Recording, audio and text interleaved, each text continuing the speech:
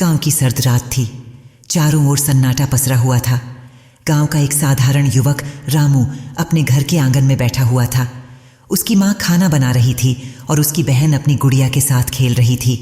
रामू एक मेहनती और ईमानदार युवक था जो अपने खेतों में काम करके अपने परिवार का पालन पोषण करता था। एक रात जब रामू अपने कमरे में सोने की तैयारी कर रहा था, तभी दरवाजे पर किसी ने दस्तक दी। रामू ने दरवाज़ा खोला पर वहाँ कोई नहीं था।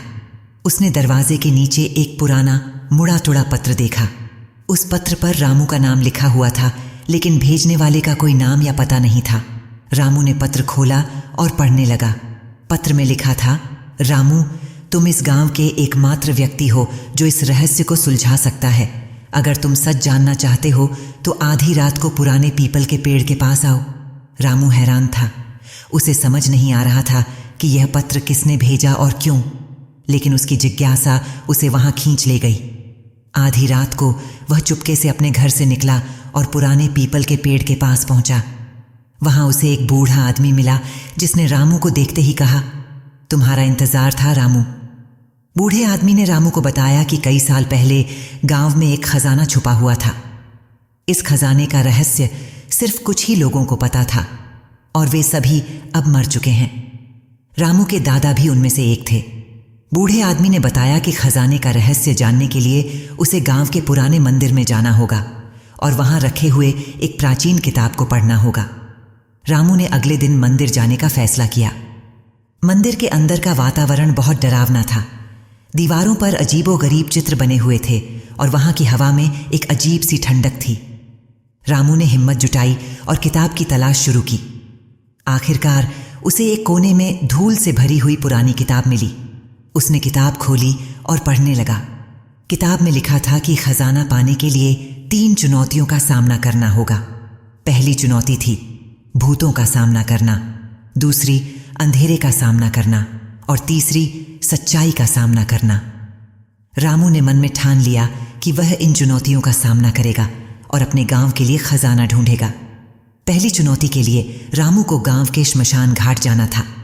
रात के समय श्मशान घाट का वातावरण बहुत डरावना था।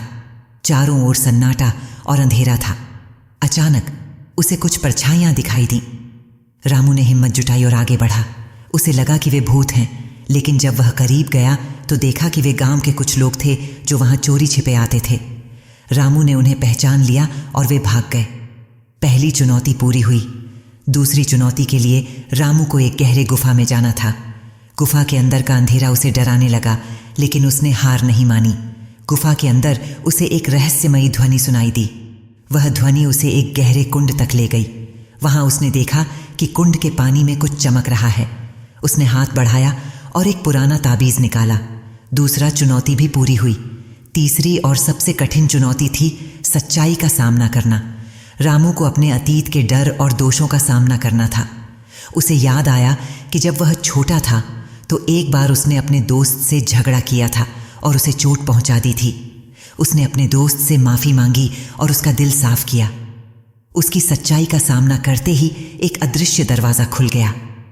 दरवाजे के अंदर रामू को एक चमकता हुआ खजाना मिला। उसने खजाने को बाहर निकाला और गांव वालों को बताया। गांव वाले बहुत खुश हुए और रामू की तारीफ करने लगे। रामू ने खजाने का सही उपयोग करने का फैसला किया और गांव के विकास के लिए उसे लगाया। इस तरह रामू ने अपनी हिम्मत, सच्चाई और मेहनत से न केवल खजाना ढूंढा, बल्कि अपने गांव को भी बेहतर बनाया। उसकी यह कहानी गांव में प्रेरणा का स्रोत बन गई। इस कहानी का संदेश है कि अगर हमारे इरादे सच्चे हों और हम अपनी डर और चुनौतियों का सामना करें तो कोई भी रहस्य सुलझाया जा सकता है और हर खजाना पाया जा सकता है।